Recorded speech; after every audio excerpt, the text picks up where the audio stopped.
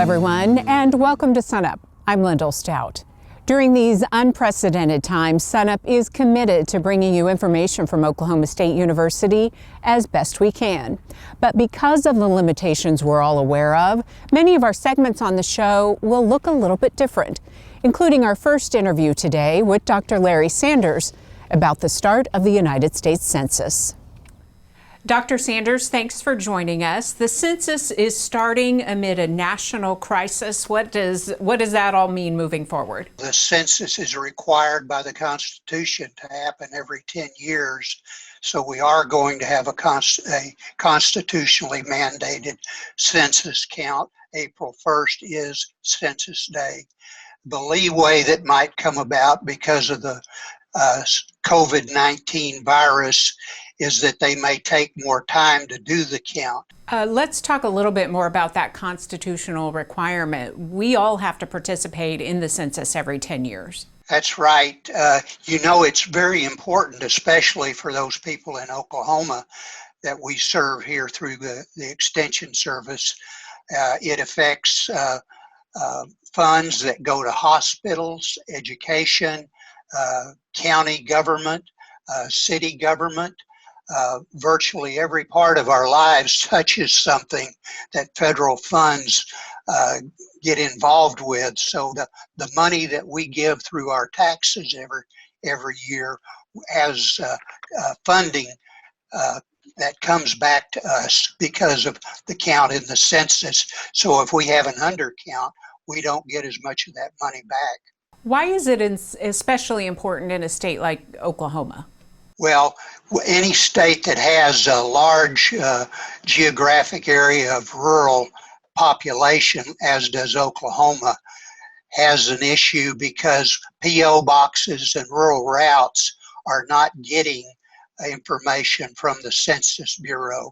You have to have a residence with a physical address, which they don't count under a P.O. box or a rural route number. So those residents out in rural areas are going to need to go into a county extension office or a local library to let the Census Bureau know that they have to get information from them to be able to be counted. And with widespread closures right now, that could be a little bit challenging. We do want to emphasize that the date that this all starts again is April 1st, and there is a window of time this spring, correct? That's right. The middle of March, actually, this week and past week is when information started being mailed to residents around the country.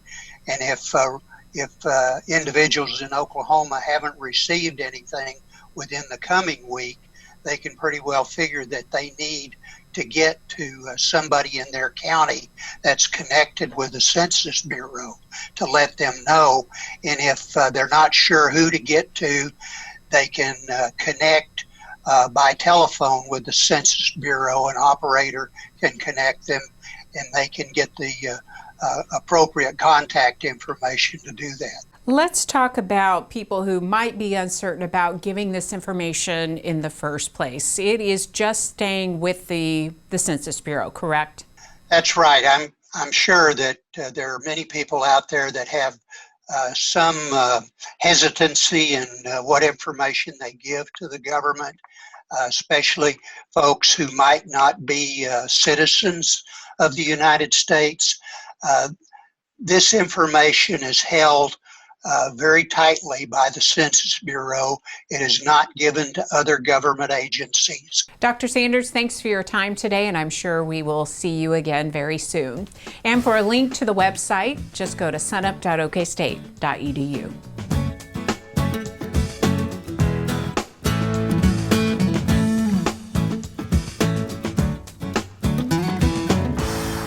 There's nothing like doing an interview 6 feet away from the person, but that's what we got to do because of the COVID-19. And as all of that is happening, so is the growth of alfalfa across the state. And Alex, where are we with the alfalfa crop right now? Well, if you fall planted alfalfa, as you can see, we're already getting some growth. Of course, temperatures now go a little low, so the alfalfa may stop growing, but it's going on, especially with all this moisture If sun comes in the next days, I'm pretty sure that the fall seeded alfalfa is going to start to catch in growth.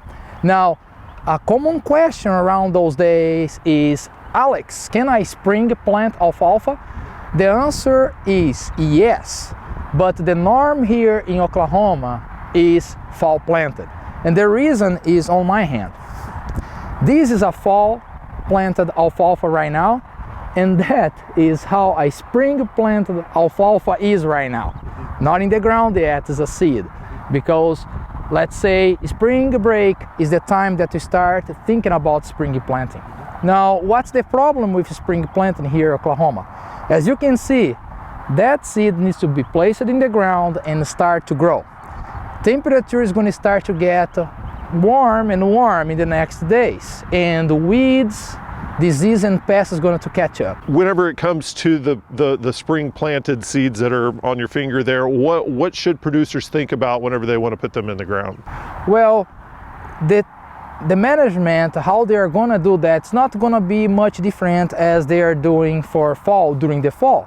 What they need to keep in mind is, first, soil testing, right?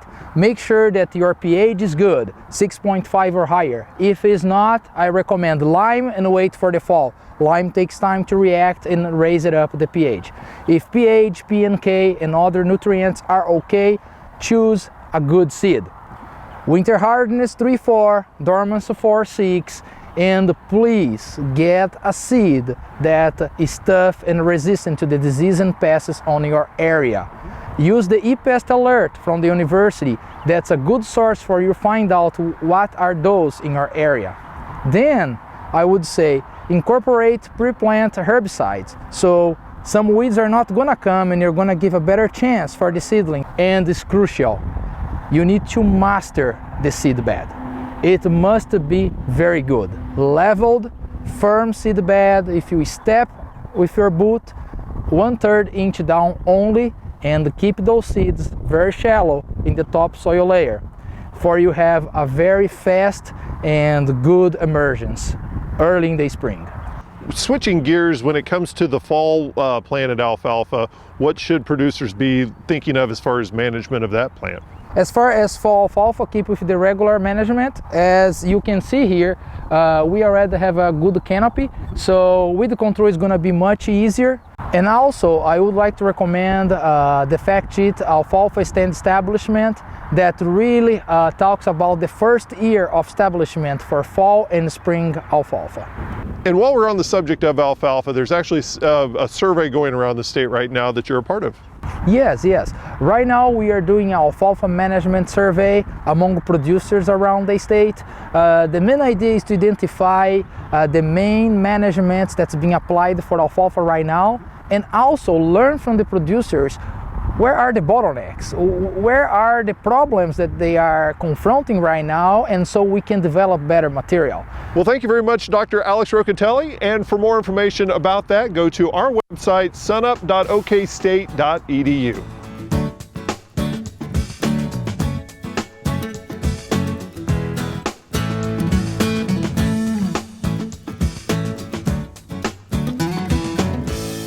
Talking peanuts now, a devastating peanut disease is making its way through Argentina. Now OSU Extension and the USDA are teaming up, trying to stop the disease before it makes its way to Oklahoma. Peanut smut is a fungal disease, first discovered in Brazil and then later reported in Argentina. Right now it has taken over the entire growing region for Argentina and is present in every peanut field.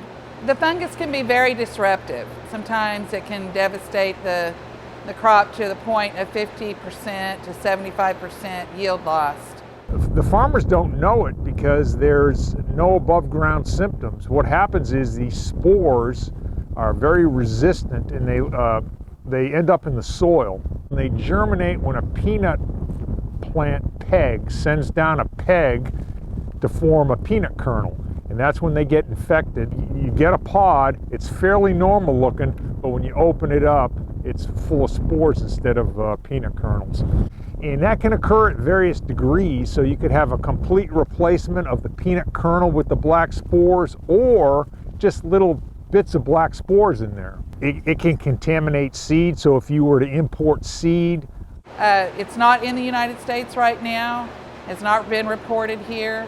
We're in the process of growing the accessions out in the greenhouse. We do this every year. We send them to Argentina in late August. We plant in Argentina somewhere in October, November time frame. It's hard to do research on because the smut is inside the kernel. So I know they've gone down there and tried to evaluate lines, and boy, it's labor intensive because you got to crack every one of them open. This is our third year of testing. Some of the accessions that we're testing this year have been tested for 3 years and have shown 0% incidence of disease. We have about 30 to 40 lines that we're looking at that we're carrying over from year to year out of about 500 that we've tested so far that are showing some significant resistance. So we've actually made a lot of progress in a very short period of time. We're finding this resistance in accessions of the germplasm collection, and those accessions are not ready to cultivate. You can't grow them and be profitable or sustainable. So what we have to do is get that resistance from those accessions into peanuts that can be grown by the producers here and make them a profit, and will be disease resistant so that they're not affected by, an outbreak if it should occur. I could not do my work without my partnership with Oklahoma State. It's a very productive partnership. It's essential to the work that I do, and it's essential for the sustainability of the peanut producer in Oklahoma. So David, there's still a lot of questions with the peanut smut disease, but how have peanuts in Oklahoma, just the crop, been in general the past few years? Our producers have done a pretty good job. We've had some challenging weather conditions, a late start last year, but they have a lot of experience. They do a pretty good job, and they have experience handling the disease issues, and so our quality turned out a little better than we expected last year. Well, the growing season and harvest for peanuts is kind of follows what the cotton crop does. And, for cotton, there was a lot of issues with that early freeze that happened in, I think the first or second week of October, this past October. How did that impact the peanut crop? It impacted us probably a little more than normal because we got a late start planting as well. So we started planting a little later, and then we ended up with an early freeze. And what that did was it really made the growers have to manage when they dug the peanuts. And our growers, as I mentioned, have a lot of experience in harvesting around adverse conditions.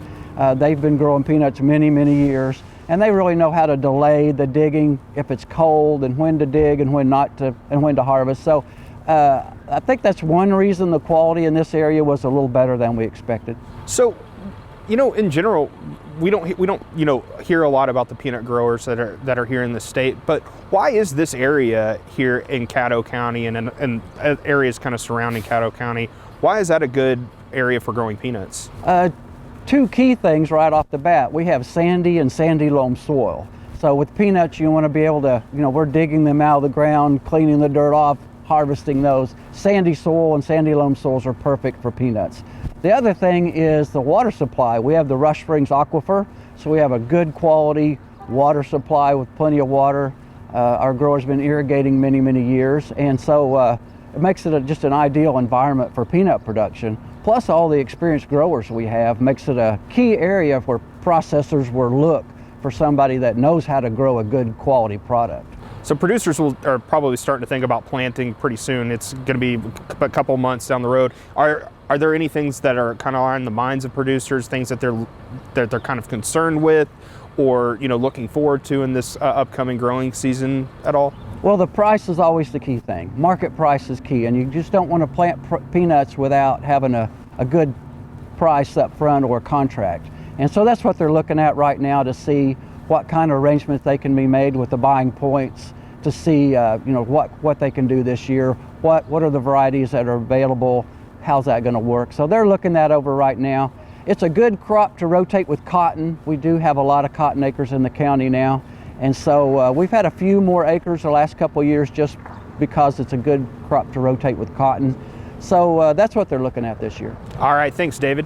David Nowlin, County Extension Director right here in Caddo County. And if you'd like some information on peanut smut, go to our website, sunup.okstate.edu.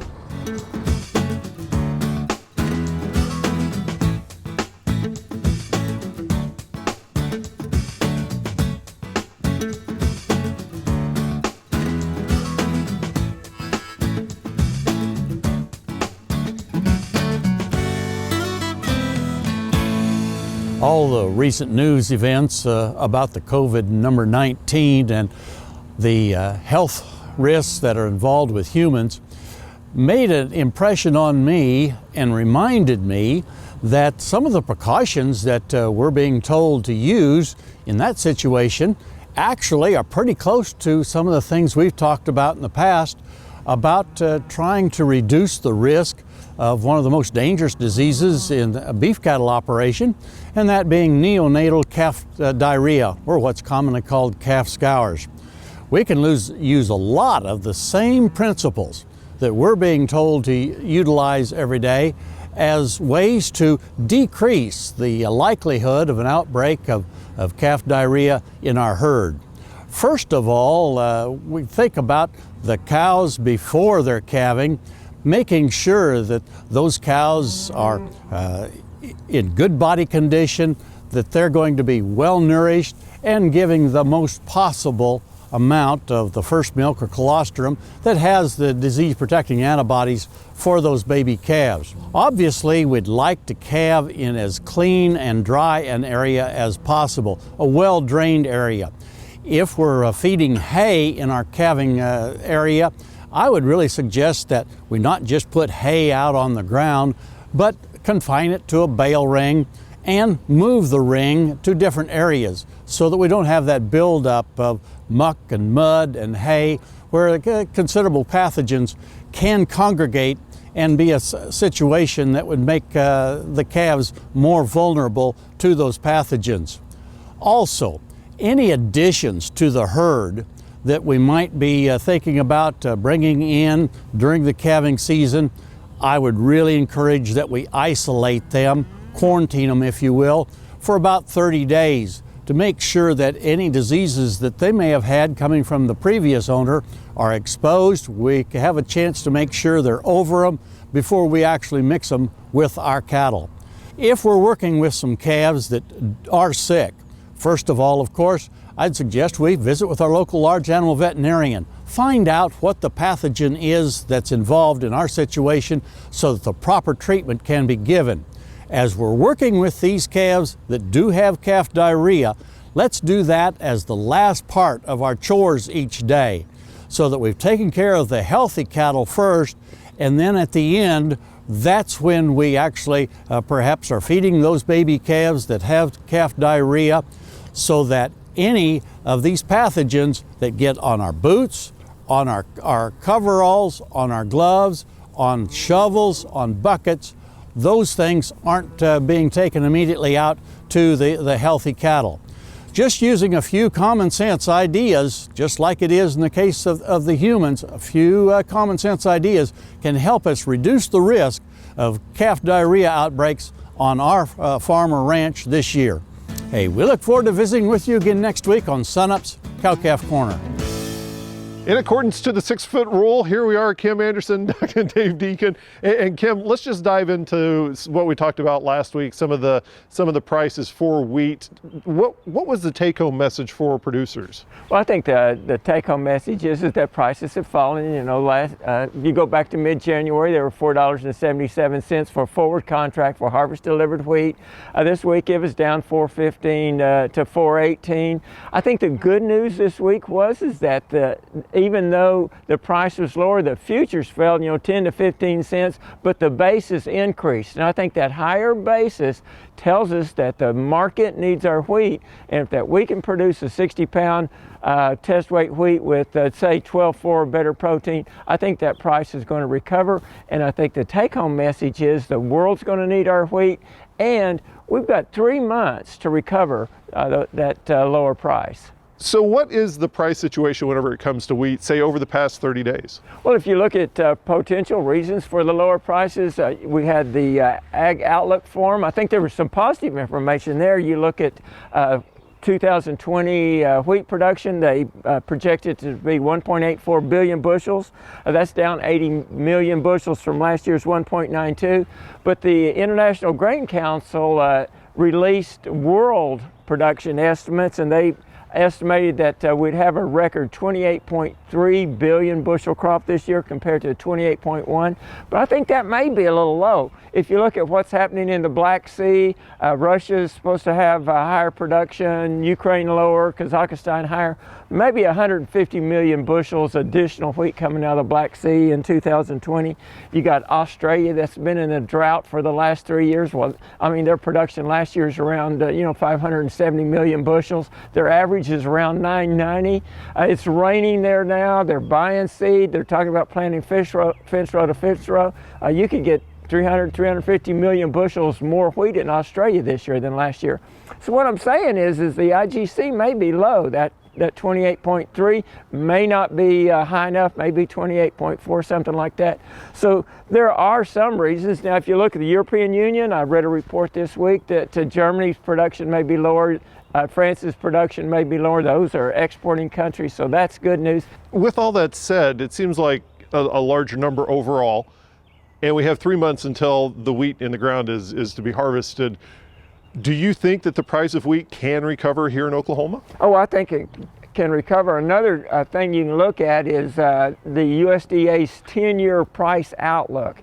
And they're predicting, and in the Ag Forum, they predicted that wheat prices next year in the U.S. would average $4.90.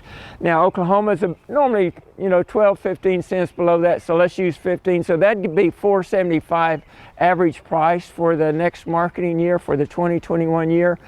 And if you look back over the last 10 years, 9 out of those 10 years, our price peaked in June, July, and August. That means that our price should be $4.75 or higher if USDA is right with that $4.90, and I think they're probably pretty close.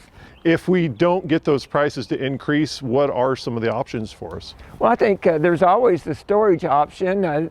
Producers can also put it in the government loan. We don't know the 2020 loan rate. I know the 19 loan rate was $3.38. Not much, but that can get you some cash to operate on while you're to put in the 21 crop or to pay bills and to generate some cash to live on. Okay, thank you very much, Dr. Kim Anderson, Grain Marketing Specialist here at Oklahoma State University.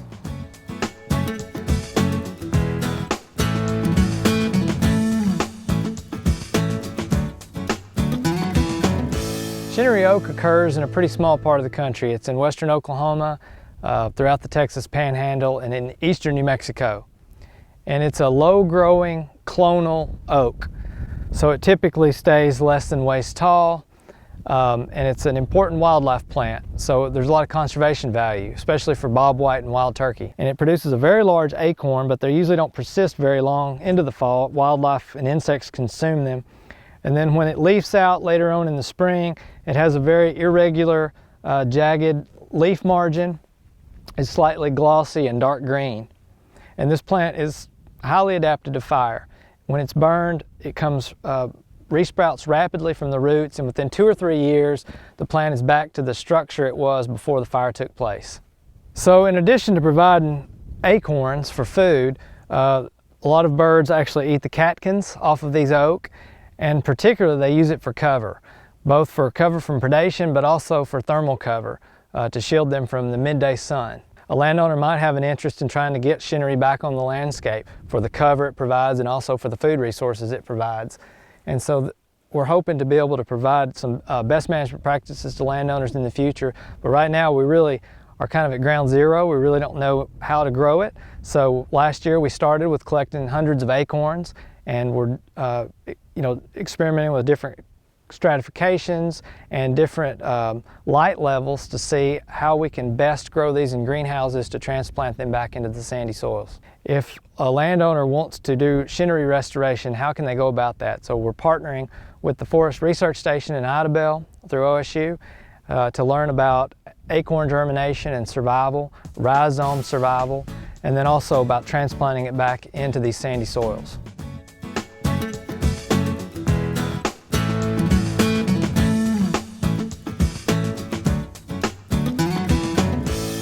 If you enjoy drinking tea, you may be surprised to find out that depending upon the type, the tea that you enjoy might not actually be tea at all. Tea is the most consumed beverage in the world after water, and all true tea comes from the leaves of the plant Camellia senescens.